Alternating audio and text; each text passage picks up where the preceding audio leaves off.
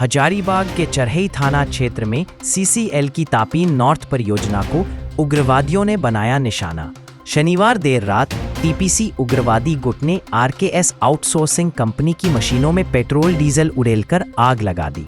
ऑपरेटरों के साथ की गई मारपीट और धमकी दी गई कि काम बंद नहीं हुआ तो अंजाम और बुरा होगा।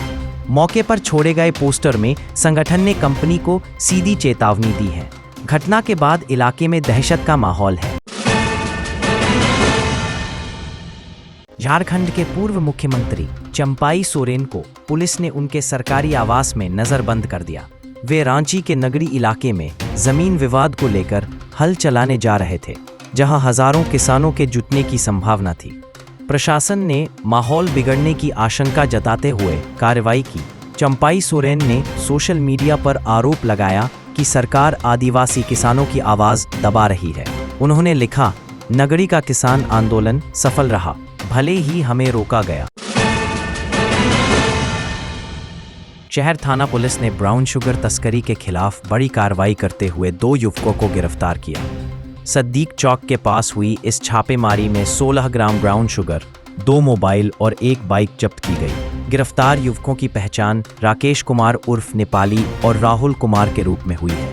दोनों का आपराधिक इतिहास रहा है। पुलिस का कहना है कि जब्त मादक पदार्थ की कीमत लाखों में है। आरोपियों को जेल भेज दिया गया है। देवघर में साइबर थाना पुलिस ने साइबर ठगों के खिलाफ बड़ी कार्रवाई की। पीएम किसान योजना का झांसा देकर ठगी कर रहे 8 युवकों को गिरफ्तार किया गया। ठग किसानों से ट्रैक्टर, उपकरण और सब्सिडी दिलाने के नाम पर ओटीपी लेकर ठगी करते थे। आरोपियों के पास से 12 मोबाइल और 13 सिम कार्ड बरामद हुए। सभी को डकाए जंगल से पकड़ा गया। पुलिस ने बताया कि ये गिरोह झारखंड के अलग अलग इलाकों से ऑपरेट कर रहा था। गढ़वा जिले के बिराजपुर गांव में एक नया साइबर ठगी का मामला सामने आया है। अज्ञात युवक ने पीएम किसान योजना का बहाना बनाकर महिला की आंख स्कैन की और आधार कार्ड के जरिए खाते से 9,900 निकाल लिए। महिला को इस बात की जानकारी तब हुई जब वह बैंक से पैसे निकालने गई। अब पीड़िता बैंक और पुलिस से मदद की गुहार लगा रही है।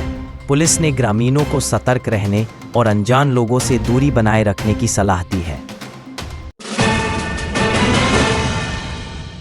धनबाद चंद्रपुरा रेल लाइन के पास अवैध खनन फिर से शुरू हो गया है।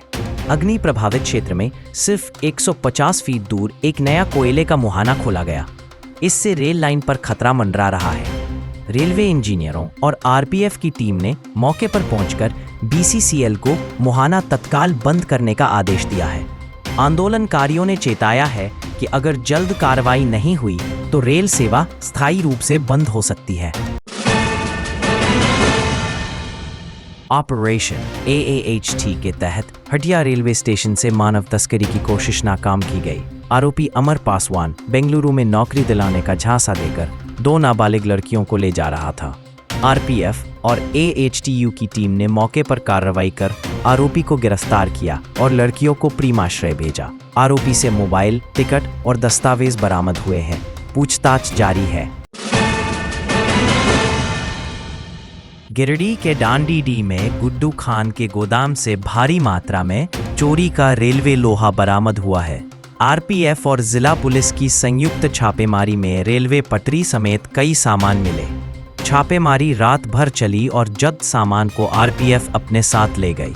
फिलहाल गोदाम मालिक और नेटवर्क की जांच की जा रही है। पुलिस ने केस दर्ज कर लिया है।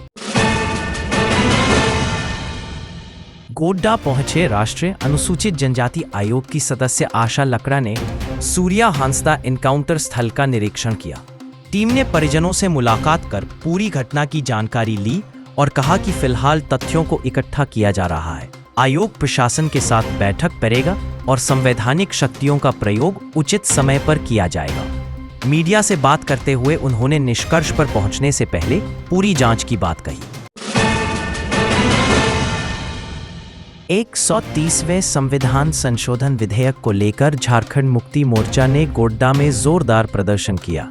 जिलाध्यक्ष प्रो प्रेम नंदन कुमार के नेतृत्व में कारगिल चौक पर भाजपा और प्रधानमंत्री नरेंद्र मोदी के खिलाफ रैली निकाली गई और पुतला दहन किया गया। झामुमो का आरोप है कि यह विधेयक राज्य सरकारों को अस्थिर करने का माध्यम है। प्रदर्शन में बड़ी संख्या में कार्यकर्ता शामिल हुए और इसे काला कानून बताया। भाजपा प्रदेश अध्यक्ष बाबूलाल मरांडी ने सूर्या हांसदा एनकाउंटर को सुनियोजित हत्या बताया है। उन्होंने आरोप लगाया कि यह घटना झामुमो सरकार और माफिया गठजोड़ की साजिश थी। मरांडी ने कहा कि 11 जून को मिली धमकी के बाद 12 जून को मुकदमा दर्ज हुआ और 2 महीने बाद एनकाउंटर किया गया। उन्होंने बताया कि सूर्या के खिलाफ दर्ज 24 मामलों में से 14 में वह बरी हो चुके थे। पोस्टमार्टम रिपोर्ट को संदिग्ध बताते हुए सीबीआई जांच की मांग की गई है। राजद प्रवक्ता कैलाश यादव ने संसद में पेश 130वें संविधान संशोधन विधेयक को लेकर केंद्र सरकार पर जमकर हमला बोला। उन्होंने कहा कि यह बिल बिहार चुनाव के प्रचार के लिए राजनीतिक हथियार है। यादव ने भाजपा नेताओं पर आपराधिक मामले और घोटालों के आरोप गिनाते हुए पूछा कि भाजपा नैतिकता की बात कैसे कर सकती है। उन्होंने दावा किया कि जनता अब भाजपा के जुमलों में नहीं फंसेगी। 130वां संविधान संशोधन विधेयक के खिलाफ झामुमो ने साहिबगंज स्टेशन चौक पर जोरदार प्रदर्शन किया। झामुमो जिलाध्यक्ष अरुण सिंह ने इसे संविधान के मौलिक सिद्धांतों का उल्लंघन बताया। उन्होंने कहा कि यह विधेयक विपक्षी जनप्रतिनिधियों को मानसिक रूप से कमजोर करने की साजिश है। प्रदर्शन के दौरान भाजपा के खिलाफ तीखे नारेबाजी हुई और कहा गया कि केंद्र सरकार लोकतंत्र को कुचलने की कोशिश कर रही है। रिम्स 2 को लेकर नगरी में जारी आंदोलन पर आजसू सुप्रीमो सुदेश महतो ने झामुमो सरकार पर कड़ा हमला बोला।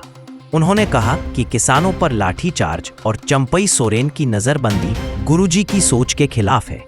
महतो ने आरोप लगाया कि पार्टी सत्ता में आते ही अपने सिद्धांतों को भूल चुकी है और अब आदिवासियों की जमीन छीनने में लगी है। उन्होंने कहा कि यह कार्रवाई सरकार की निराशा का संकेत है। गिरिडीह के टावर चौक पर झामुमो कार्यकर्ताओं ने संशोधन विधेयक के खिलाफ जोरदार विरोध दर्ज कराया। कार्यकर्ताओं का कहना था कि ये कानून विपक्ष को डराने और लोकतंत्र को कमजोर करने की साजिश है। वरिष्ठ नेता केदार हांसदा ने कहा कि 30 दिन की जेल के आधार पर किसी जनप्रतिनिधि को पद से हटाना लोकतंत्र का अपमान है। प्रदर्शन में जमुआ, बेंगाबाद और गुमरी से बड़ी संख्या में कार्यकर्ता जुटे। रिम्स 2 अस्पताल की प्रस्तावित जमीन पर ग्रामीणों ने नगड़ी जमीन बचाओ संघर्ष समिति के तहत विरोध तेज कर दिया है। ग्रामीण पारंपरिक औजार लेकर खेतों में पहुंचे और हल चलाकर रोपनी की। JLKM के उपाध्यक्ष देवेंद्र नाथ महतो ने आंदोलन को समर्थन दिया और कहा कि यह आदिवासी अस्मिता की लड़ाई है।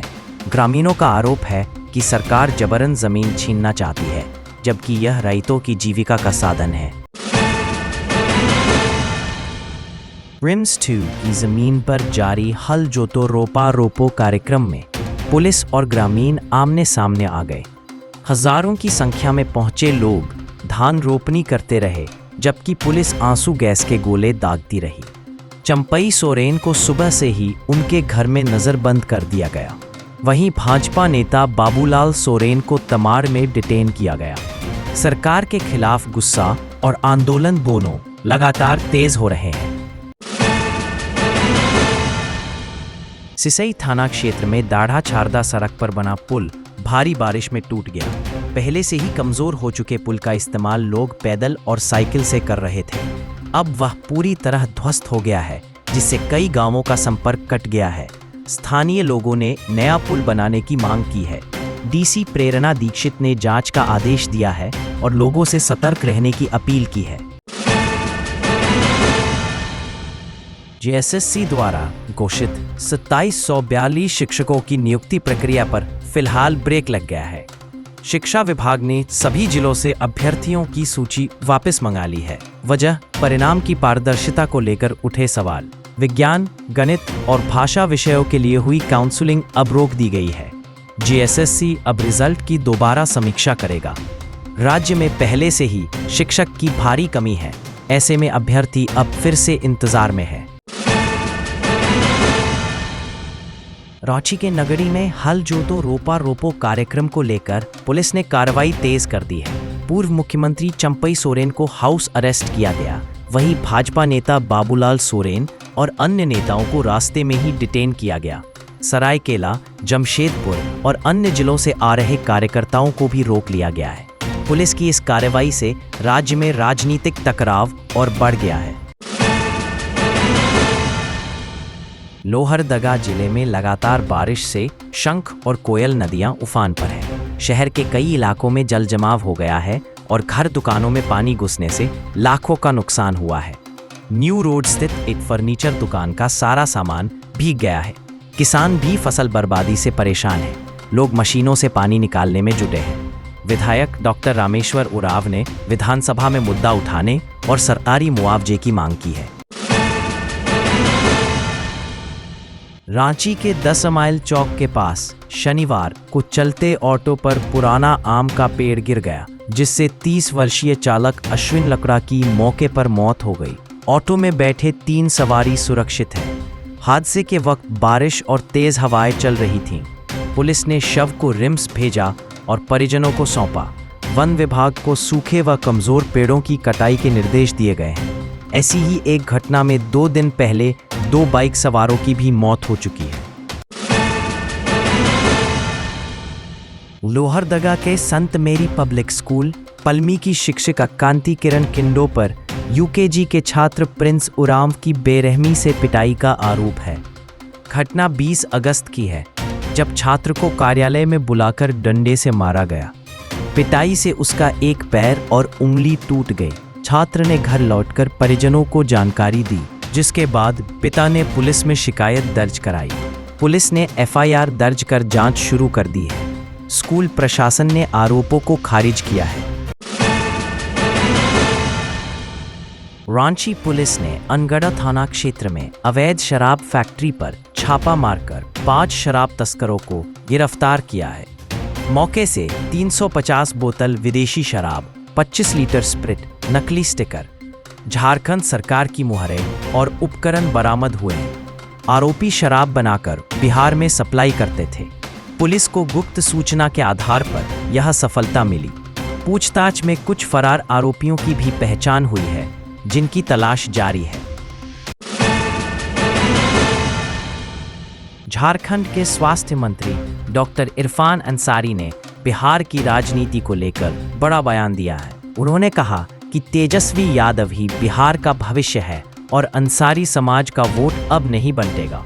उन्होंने महागठबंधन की सरकार बनाने के लिए दिन रात मेहनत करने का संकल्प दोहराया। अंसारी ने तेजस्वी और राहुल गांधी की जोड़ी को बदलाव की उम्मीद बताया। उन्होंने अंसारी समाज से एकजुट होकर महागठबंधन को समर्थन देने की अपील की।